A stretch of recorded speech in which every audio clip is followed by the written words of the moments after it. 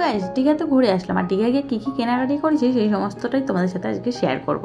তো চলো আমি ব্লগটা কন্টিনিউ করি, তোমরা সাথে থাকো।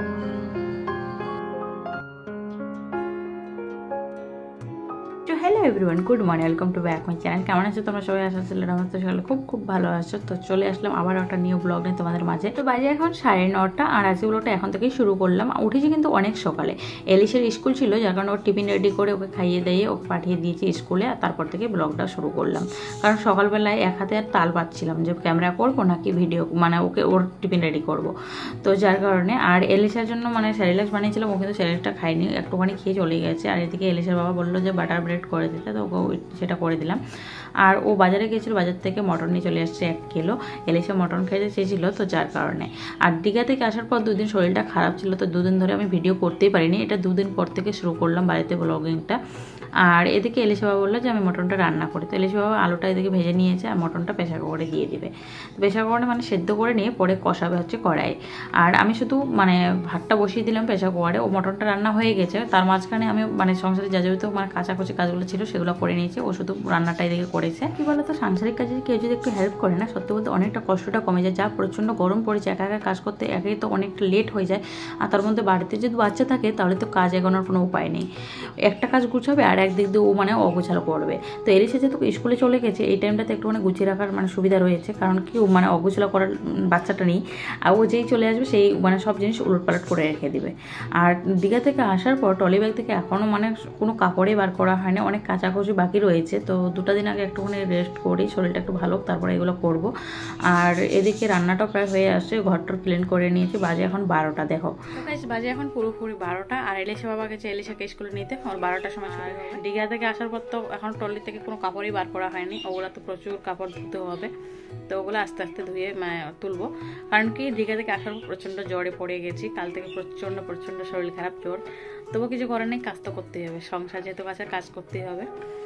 আর এলিশার এখনও মানে সেরকম কোনো প্রবলেম হয়নি, একটু সর্দি ভাবছিল কিন্তু বাট ও এখন ঠিক আছে। আর এলিশা বাবা তো অলওয়েজ ফিট থাকে, যত মানে সমস্যা সব আমার, একটু থেকে জ্বর সর্দি মাথা ব্যথা এগুলো লেগেই থাকে।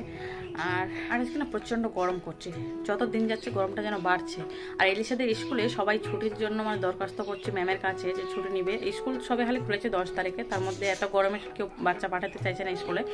তো ম্যাম বলেছে যাদের যাদের ছুটি লাগবে মানে একটা করে নোটিশ করতে বলেছে।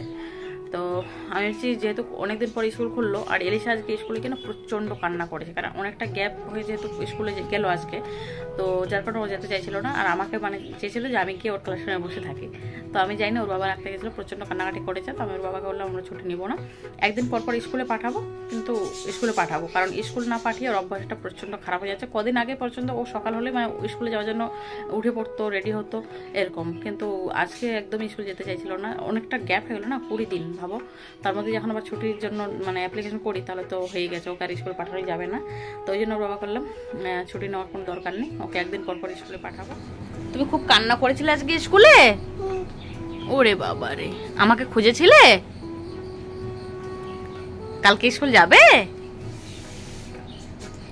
কালকেও যেতে হবে। মেলাটা দেখেছো? মেলা কোথায় বসেছে বলো? কোথায় বসেছে? তোমার স্কুলে মাঠে মেলা বসেছে না? ওকে দেখিয়ে দাও নাই?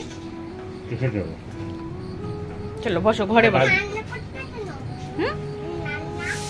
রান্না তুমি মটন খাবে তাই? এদিকে আসো, এদিকে আসো, এদিকে আসো।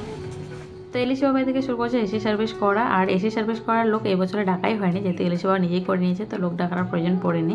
আর তোমরা জানো এলিশা শাড়ি পরতে এত ভালোবাসে, শাড়ি নেই বলে ওর গামছাটাই শাড়ি পরে থাকে সারাক্ষণ। আর এই বিচে কামড়াটা যখন আমি বিকেলবেলা টিউশনে পড়েছিলাম তখন আমার পায়ে কামড়েছিল, আমি বুঝতে পারিনি প্রথমে যে কী হলো। পরে যখন ব্যথা হচ্ছিলো নিচে থেকে তাকিয়ে দেখে যে এই বিচে কাঁকড়াটা। তো ওই দীঘা থেকে আসার পর সেরকমভাবে তোমাদের সাথে ভিডিওগুলো শেয়ার করাই হয়নি। আর তোমাদেরকে বলেছিলাম দীঘাতে গিয়ে কী কী কেনাকাটি করেছি সেগুলো বাড়ি গিয়ে শেয়ার করবো। তো ফাইনালি আজকে সেই ভিডিওটা নিয়ে চলে আসলাম। আর খুব একটা বেশি যে জিনিস কিনেছি তা নয়, সামান্য কয়টা জিনিস কেনা হয়েছে। তো কী কী কিনেছি সেগুলো এখন তোমাদের সাথে শেয়ার করবো। আর সবার প্রথমে এলিশা জিনিস দিয়ে শুরু করবো। তো প্রথমে আমি এই ব্যাগটা দিয়ে শুরু করছি, খুব একটা কিউট ব্যাগ। আর এটা এলিশার ভীষণ পছন্দ হয়েছে, এগুলোর জন্য ভীষণই ওর পছন্দ হয়েছে এটা। আর এই ব্যাগটার দাম নিয়েছে 200 টাকা, ভীষণই মানে পছন্দ হয়েছে ওর। 2টো চেন রয়েছে এর ভিতরে।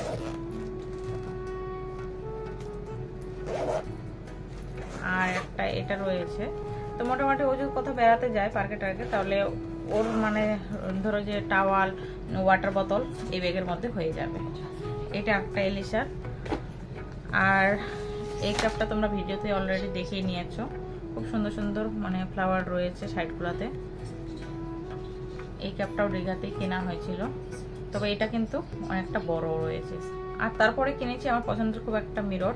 আর এই মিররটা আমার পছন্দ এই কারণে, এই যে কড়িগুলো রয়েছে না, এই কড়ির কাজটার জন্য এটা আমার ভীষণ পছন্দ।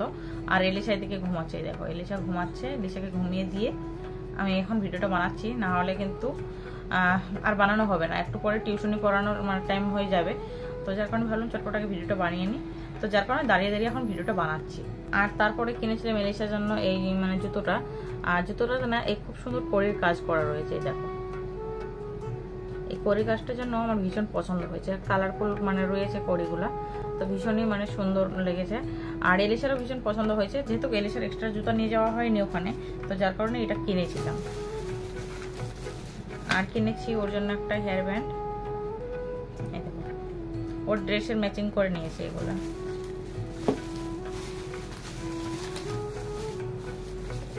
তারপরে নিয়েছিলাম এই পাখাটা। আর এই গার্ডারটা নিয়েছি। আর নিয়েছি 3 জোড়া কানের দুল। এগুলো সব কড়ির কানের দুল, ভীষণই পছন্দ হয়েছে আমার এই দুলগুলা। আর দামও বেশি নেই, জানো মাত্র 10 টাকা করে নিয়েছে এই দুলগুলা। এই একটা। আর এটা পরে আমি ঈদের আগের দিন শপিং মলে গিয়েছিলাম, তোমরা দেখে নিয়েছো ভিডিওতে। আর একটা কোথায় গেল,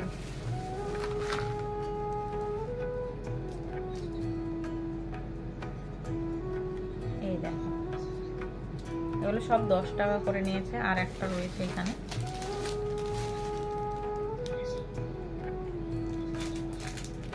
দাঁড়া তোমরা খুলেই দেখো।